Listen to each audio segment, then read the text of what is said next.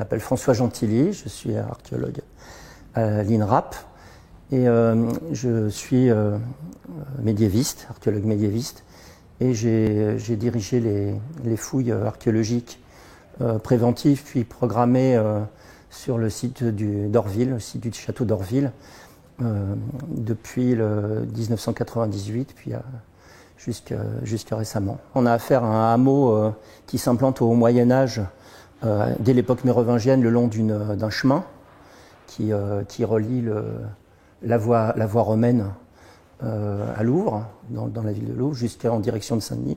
Et le long de ce hameau va évoluer durant le Haut Moyen-Âge et ensuite devenir un site seigneurial fortifié à la fin du Moyen-Âge et détruit pendant la guerre de Cent Ans. Donc un millénaire, c'est une superposition considérable de ce qu'on appelle des structures archéologiques. Et c'est notamment des centaines et des centaines de trous de poteaux, de silos à grains, de fonds de cabanes, puis des murs. Et il s'agit en fait de démêler en fait cet écheveau, alors en utilisant par la fouille le mobilier découvert, les tessons de poterie, quelquefois des monnaies ou autres éléments qui permettent de dater les couches, de dater les comblements, et ensuite de réussir à discerner des phases chronologiques.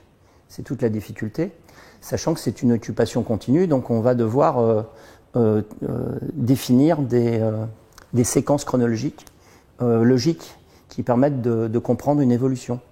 Et donc c'est déjà un très gros travail.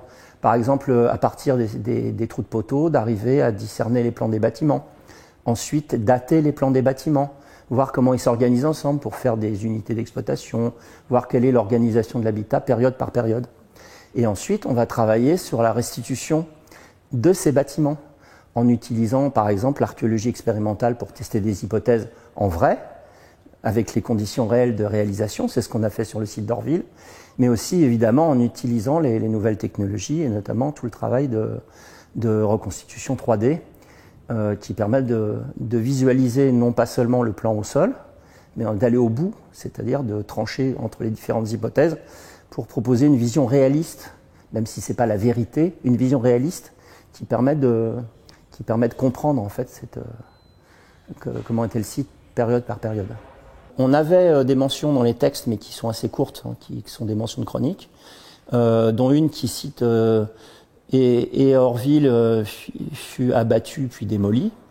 Donc mais lorsqu'on a réalisé les premières fouilles en 2001 au niveau de la tour Porte Nord, on a été extrêmement surpris de voir un amoncellement de blocs, de très beaux blocs, architecturaux magnifiques, associés à des rejets d'éléments métalliques, etc., formant un cône associé à des éléments de bois brûlés, etc. Manifestement, c'est des choses qui ensuite n'avaient pas été récupérées, tombées dans les fossés, des cônes d'un grand ouvrage qu'on a identifié donc ensuite et restitué comme étant la tour Porte Nord.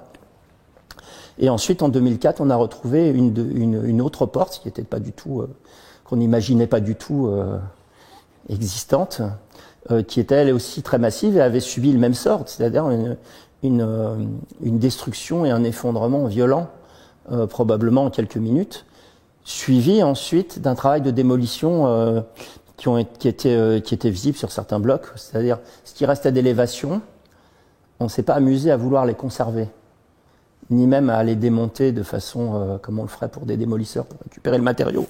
Or ça coûte très cher la pierre de taille, c'est très utile. Donc pour qu'on balance comme ça dans les fossés, après les avoir explosés, je dirais, de façon violente par un travail de sape, peut-être de poudre, etc. Donc, mais qu'on se préoccupe pas du tout du coût financier de ce que pouvaient valoir ces pierres.